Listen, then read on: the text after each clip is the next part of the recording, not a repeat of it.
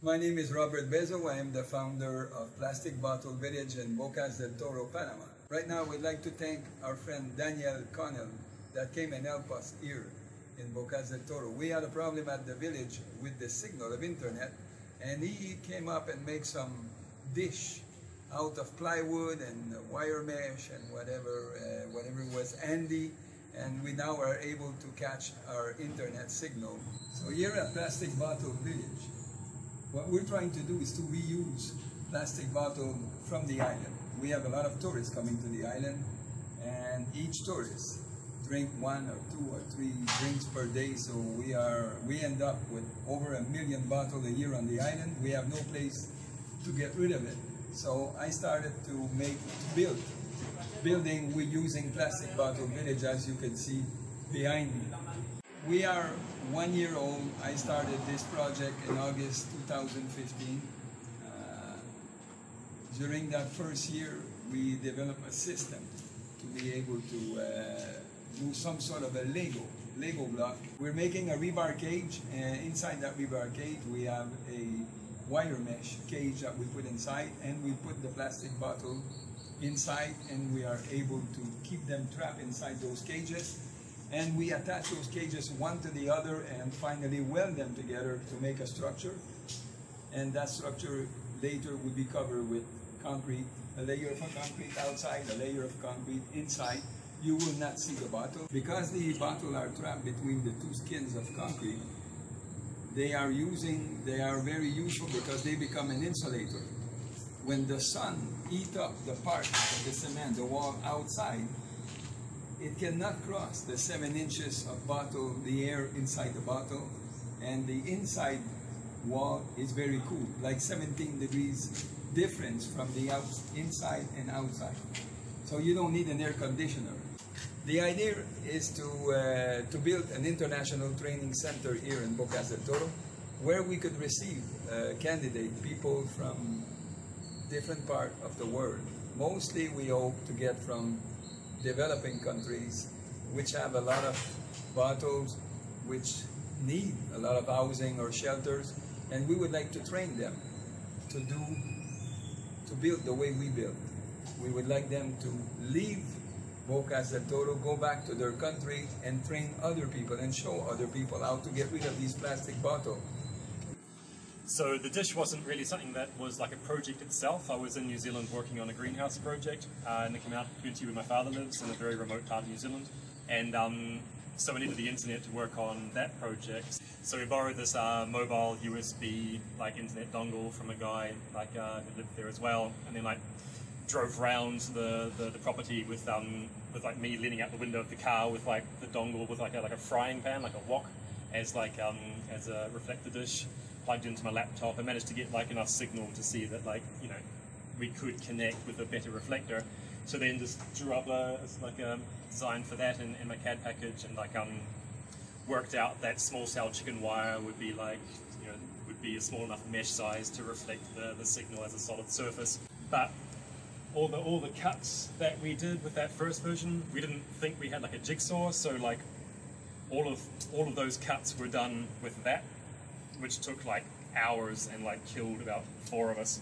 And then Pete, a young guy who lived up the hill, came in and was like, "Oh, you should have used our jigsaw that we've got at home. We'll just lend that to you." And it was yeah, okay, thanks for that. That would have been really useful about 4 hours ago. But it worked really well. We just chucked it on a 5-meter cable and put it outside the common house, just leaning against a wall, pointed at a tree, didn't bother to optimize it at all. And we're getting 100 kilobits per second through the thing. And then patched that through my laptop into the rest of the building, Wi-Fi wise. And so I've tested this. I made these in Spain. I got 4.5 kilometers range with line of sight, just to some basic home network at the other end. Made them in Tibet, in Ladakh, in the high Himalayas, a place called Sekmol. We were going to beam internet from Spatuk Monastery up to Sekmol down the Indus river valley, which is 7.5 kilometers with a dish at each end, like we've got here. And taught the local guys how to make the dishes so they can make more of them. Because there was one guy who really wanted to do it because he lives like in this really remote village, like even by Ladakhi standards, like super remote. But they just built a cell phone tower, which he thought would be visible like 40 kilometers away from the top of the mountain, like above the village. So the plan was that it'd make like a couple for the village, and then like put it up on the top of the mountain, and like people going up and like, you know, taking the livestock up the mountain would take like a bag of phones, put that in the dish, feed the animals and stuff, all the, you know, SMSs and all that sort of stuff, you know, sends and receives, grab the bag, take it back down and hand everybody's phones out again. So yeah, I mean, it wasn't meant to be a project in and of itself, but it has been like really effective and it's gotten quite a lot of interest. So we've installed it here in Panama to bring internet to the Panamanian jungle, and so far that seems to be working out really well. This is the dish that we've got up at the main house. It's got the router in the focus of it, and since this is over the back end of the house, anything that comes out the front of the router gets broadcast through the house, so it doesn't get chucked by the dish. But the rest of the half of the signal just gets spotlighted out towards the second house, which is about 300 meters that way. So this is the second dish that we made for the second plastic bottle house down here. So the dish is just made from some just standard normal plywood. I mean, it's jungle, so it's marine ply, so it doesn't rot, but if it's not going to get wet, it doesn't need to be. We've got small cell chicken wire in here, which is just standard chicken wire, and then just cable ties, just zip ties to pull that mesh tight to the paraboloidal shape. So making these slats is super easy. You just mark out the box. There's the full tutorial on the website, which the link is to in the description of the video.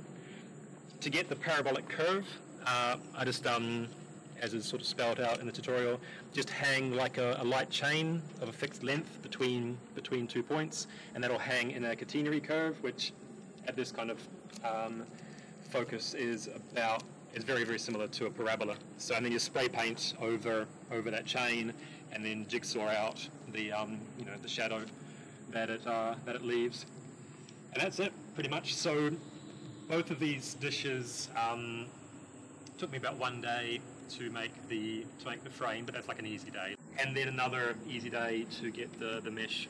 And there's a whole the cost of all of this is about $20 per dish, I guess. I mean less really, because we already had the plywood on site, but if we bought it new, that's about what that would come to. The only other materials is 2 bits of string, which pull tight, and that's the focus. So the things like designs that, you know, it gives you the focus where the string meets, and that also gives you like a hard point to mount your whatever on. So the setup here would be having like an adapter like this, or like a phone or something, and then either have, if it was a phone, broadcast it out through Wi-Fi tethering or Bluetooth tethering, or a USB cable. You can get these up to 5 meters length before it starts to become like too long. Run that in through a window, patch that into like a laptop or something, and then patch that into the Wi-Fi card in the laptop and broadcast it out into the rest of the house. So all those devices connect through that one laptop, through the dish, bam, through the air gap, and then into the internet connection at the other end. So we're getting about 57 decibels signal there, which is very good for hundreds of meters of trees. We're also picking up someone's phone. I don't know who that is, but they're a long way away, whoever they are. And then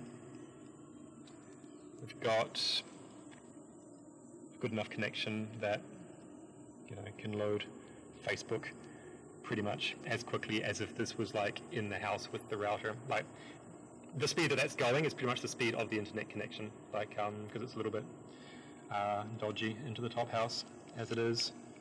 So also having the main house broadcasting pretty much over the entire property means that as other houses get built here, they'll be able to tap into that signal as well, and basically just have like full high-speed broadband internet in the jungle in Panama. And if we can make it work here, then theoretically it should work pretty much anywhere.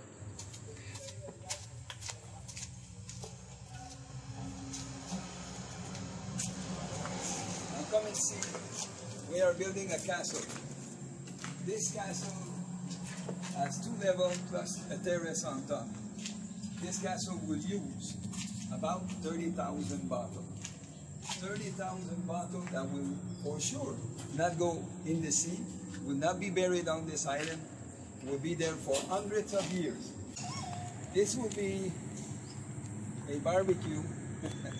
This will be a little bar with a toilet, and it will be, the contour will be a crown made with panel with bottles, just like you see there. It's unique. It's the only one in the world. We want to inspire people to use their imagination and create all kind of building. Nothing is impossible. We live in a plastic world. Humanity went through Stone Age, Ice Age, and now going through Plastic Age. It's a bigger problem than the 2 previous ones.